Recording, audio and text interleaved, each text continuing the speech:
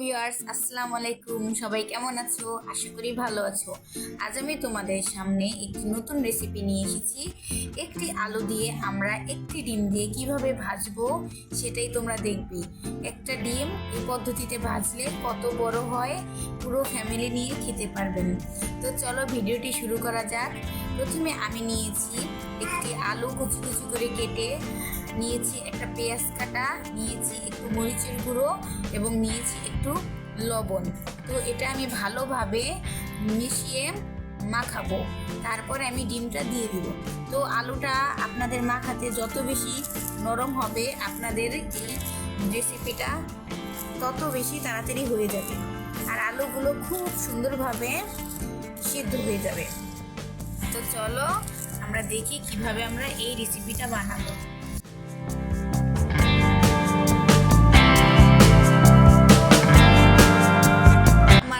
মাখানো শেষ।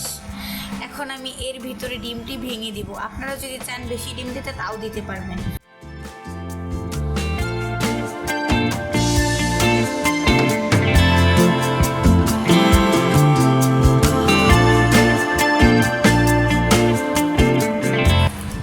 এই রেসিপিটা খুবই আনকমন। সাধারণত এই রেসিপিটা বেশিরভাগ মানুষই জানে না।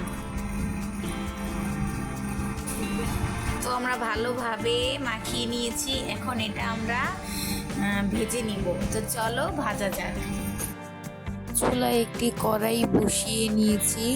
এবার আমি কড়াইতে তেল দিয়ে দিব। তেলটা গরম হওয়ার পরেই আমি এর ভিতরে ওই ডিমটা দিয়ে দিব।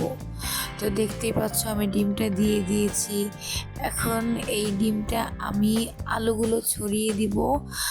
আর অবশ্যই তোমরা এই ডিমটা দেওয়ার পরে চুলাটা লো হিটে রাখবা, কারণ এই আলুগুলো সিদ্ধ হবে, তার জন্য তোমাদের কিছু সময় দিতে হবে।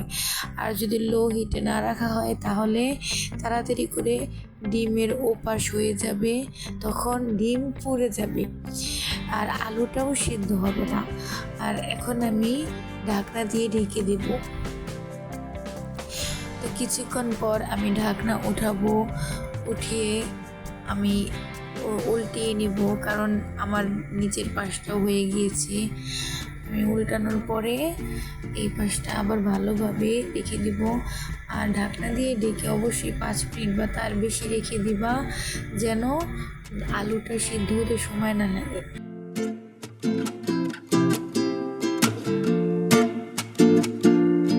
আমি ডিমটা উল্টানোর ভিডিওটা করেছিলাম, কিন্তু কেন আমার ভিডিওটা রেকর্ড হয়নি তা জানি না, তার জন্য সরি। আর তোমরা দেখতেই পাচ্ছ আমার ডিমটা দুই পাশেই হয়ে গিয়েছে।